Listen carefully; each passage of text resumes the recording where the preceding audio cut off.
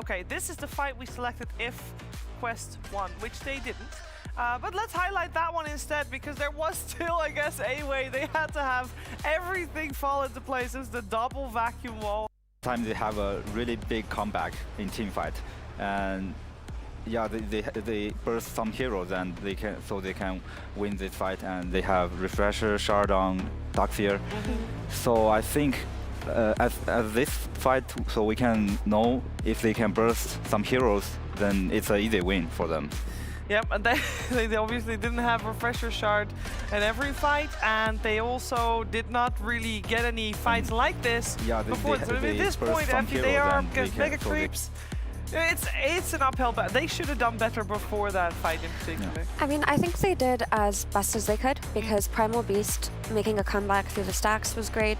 The line had an early Blink Dagger. They played where they could, but they put themselves in a position where they are conceding their map, because you're playing into Enchantress and Beastmaster and a Lifestealer. This is an early game, high aggression kind of lineup, and you go for a last pick PL when you had the option to go for TA. So this is something that you do expect when you pick a lineup like this, but maybe they thought that Talon wouldn't play as cleanly as they did those first 30 minutes, because it felt like they made every move correctly, right? Mikoto had a great lane. He hit his timings correctly. He got so many kisses with those early Mortimers. The infest onto the Beastmaster was so pivotal over and over again. It felt like there was just no damage at all from Quest early on.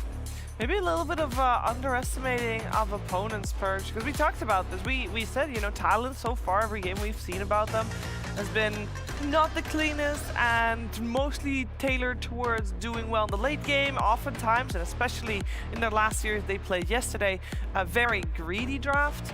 And maybe Quest just wasn't anticipating Talon to adapt. I think the issue was the Beastmaster, basically. So it was a little bit out of their hands. I mean, they picked the PL. The Beast was still in the pool. Maybe they should have foreseen that.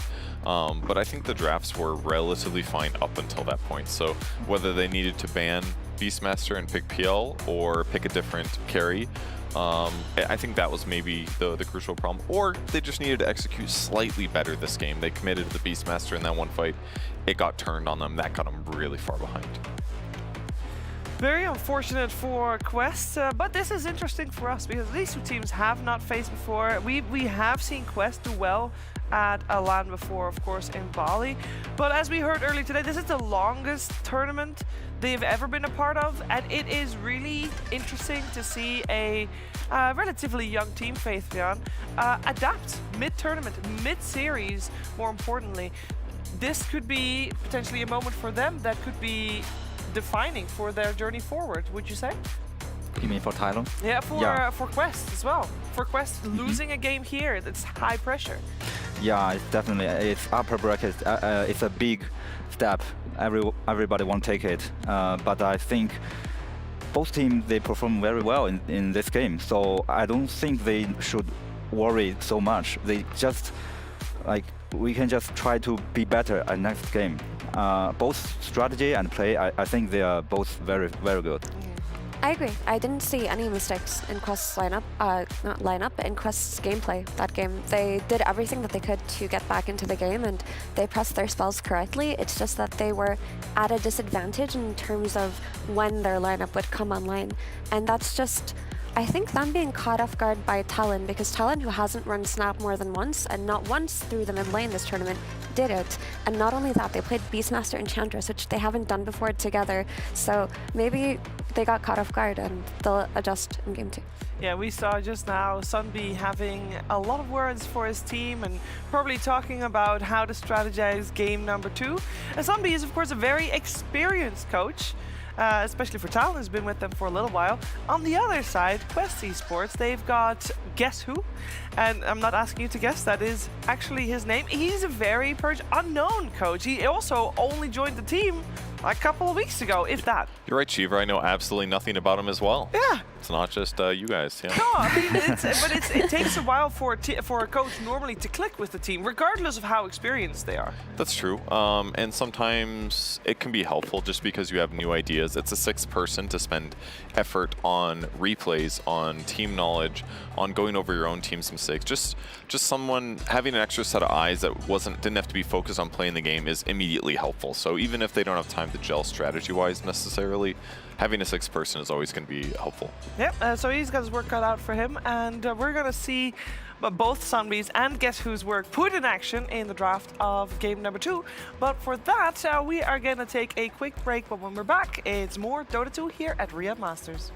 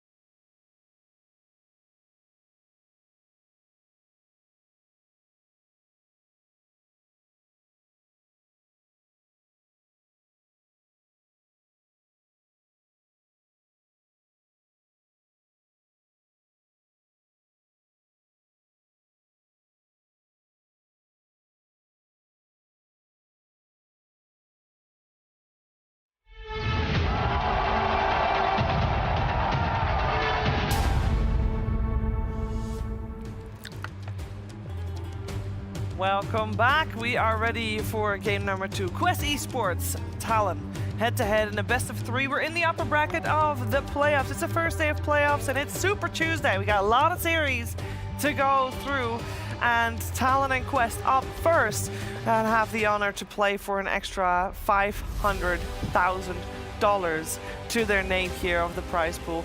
And first game won by Talon in a fashion that, well, they played a little bit different from what we expected them to play. Normally they're slightly on the greedy side, slightly oriented for the late game, but they really stepped it up to try and match Quest, who normally are the ones with the fast-paced lineup, and this time around they weren't, so they were a little bit mismatched. We're gonna find out what's happening in game number 2 and who has the upper hand. A lot of it was decided on draft, so we're looking forward to see here what has changed.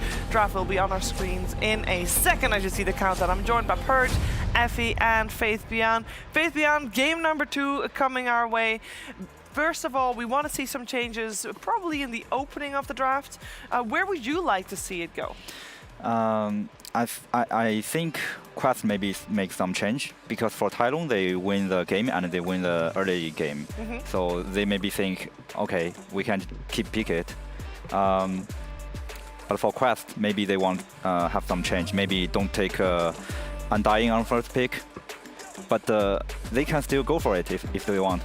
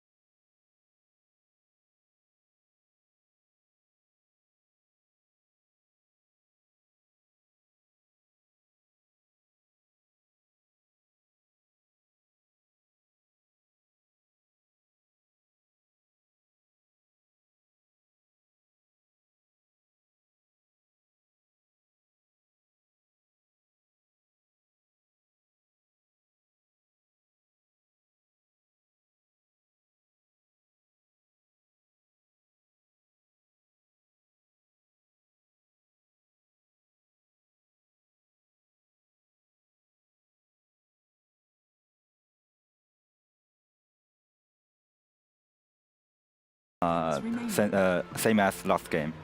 They have a little adjustment on support. Radiant team back.